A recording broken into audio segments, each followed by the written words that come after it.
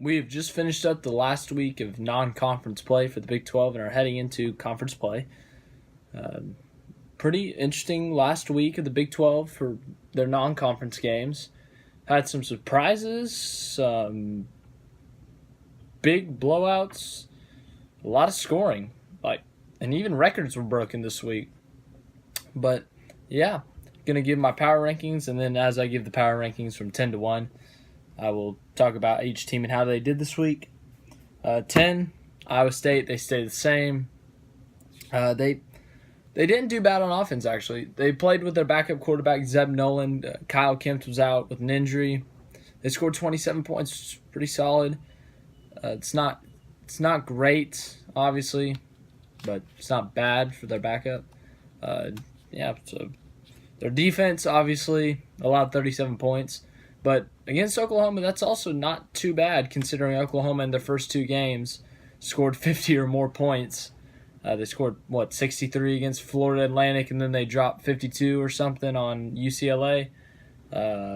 So that's not terrible considering what Oklahoma's done in their first two games, and that Iowa State was able to keep it close, even though it was a home game, so they had that advantage. But they were able to keep it close, which was really good for them. This team drops 4 spots from last week to number 9. Baylor kind of looked like last year's team. They allowed a wide open run basically for a touchdown. They allowed a wide open pass. They had defensive struggles. Offense, they finally got 27 points. But then again, one of those touchdowns was a punt block return for a touchdown, I think. Yeah. But Baylor, obviously, not too hot. They went down 23-0 at one point, which is not good. It's not good. There were 2 consecutive missed extra points. One by Duke, one by Baylor. That's no bueno. But yeah. So, next at number 8, we got Kansas State. I expected them to beat UTSA by a lot. They beat them by 24 points, so they dropped 1 spot. It's not because of their performance, but it's because of how other teams performed. But, good week for them. Number 7. I didn't think they would ever get this high in power rankings for the conference, but Kansas is number 7. Not only did they beat Rutgers at home, they beat them by 41 points. They demolished Rutgers. We thought this was going to be the battle to see who was the worst. Rutgers is obviously the worst. Kansas is actually showing something. Last week they did. Other than the loss to the FCS school, honestly, if they were to play them next week instead of that first week, I think they win. They're 3-0 going into conference. That would be a miracle, but obviously they sucked that week. Last week they were good. This week they're good. I don't know what it is, but Kansas, where did this come from? Next week they play at Baylor.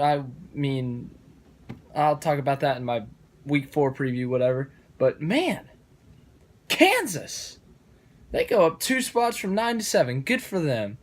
Number 6, this team also moved up 2 spots.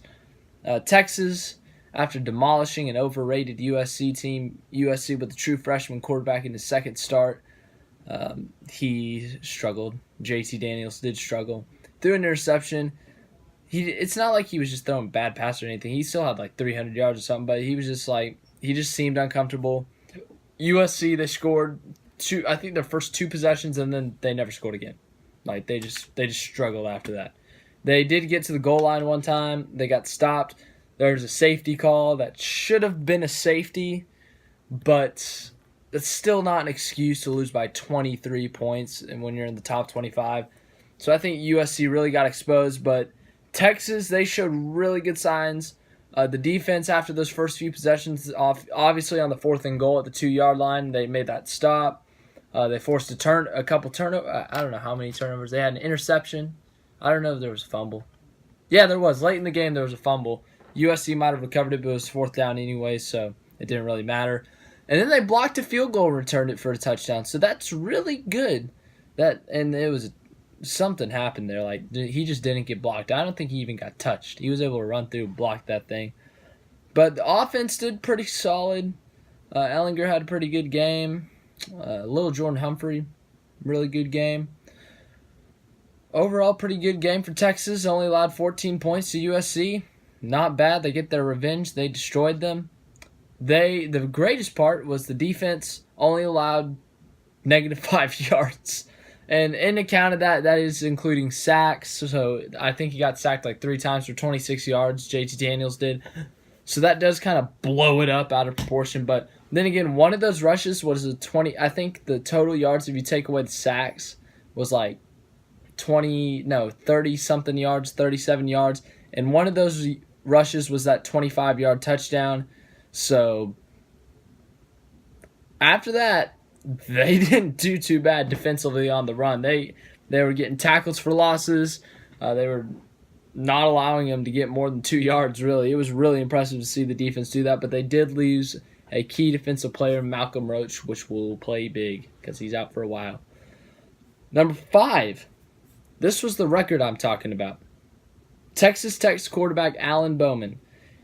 He set the passing yards record for freshmen in the Big 12, and he was 6 yards short of beating the NCAA record, 605 yards and 5 touchdowns. That's insane. I mean, it's a freshman. They scored 63 points. He threw 5 touchdowns and 605 yards. Think about that. 605 yards. That's incredible. That's running down the football field 6 times. Plus 5 yards. So you get a 5-yard penalty too. But you get my point. That's insane. It's a record. That is impressive. Defense, they allowed 49 points. So, but still, they got to win. Very impressive win. They go up 1 spot. Top 5, I probably should have made the second clip already. Cut it to top 5. But second part, top 4 coming up.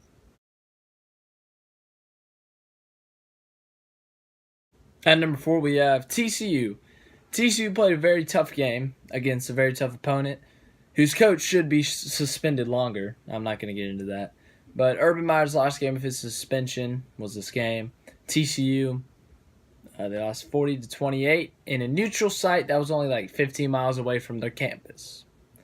So you'd think they had home field advantage. There were actually a lot of Ohio State fans there. But TCU, they had their ups and downs of that game. They had flashes of offense. Like they got like a 93-yard touchdown run. They had some pretty good throws from Robinson. So pretty okay game. And then they had moments like their 2 turnovers. 2 of their turnovers were there was a fumble in the end zone and Ohio State recovered for a touchdown. And then they threw a little toss to the running back and it got intercepted by a defensive lineman and run back for a touchdown. That was I can't even. Like he's like, oh, there's the running back. I'm just gonna throw it to you real quick. You hear that? He threw it right to the defensive lineman, just right to him. I don't know what the problem was there, but cannot be repeated. That cannot be repeated. Obviously, that just you can't do that, man. But they dropped 1 spot to number 4. Number 3, Oklahoma State. They also played a pretty tough opponent. They played Boise State. They only allowed Boise State to score 21 points. I thought it'd be a little more high scoring for Boise State, but Oklahoma State scored 44. They had 2 blocked punts, 1 returned for touchdown. One of them, they got perfect field position at like the 4-yard line. But that's good. They can block punts and they can score. So that's a little scary when you got a good offense and a good defense, especially when you got a good special teams too. So watch out for Oklahoma State. I mean, they could be in this thing.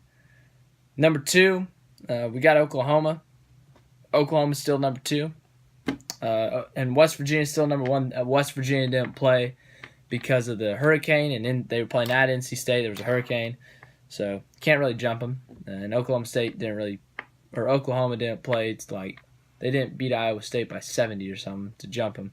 But offense obviously still did good, scored 37 points, but then they couldn't tackle Butler. I think it's Hakeem Butler. They literally could not tackle him.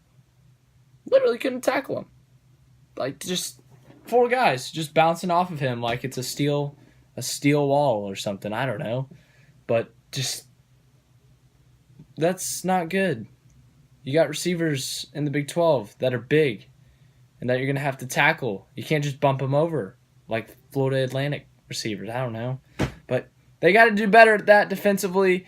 If they can fix that up, they're still a scary team. The offense, bueno. Number 1 in West Virginia, as I said. That's all I got for today. More NASCAR stuff likely to come this week. College football week 4 preview obviously going to come up at the end of the week. Richmond race preview going to come earlier since it's a Saturday night race. And what else do I have? I'll tell you what else I have. I got a video right here for you to watch. I got another video for you to watch right here. And if you would like to subscribe to me, you could do a great job at clicking on my face. Just please do it. It would make me so happy if you were just to click on my face. Man, make me so happy. Thank you for watching.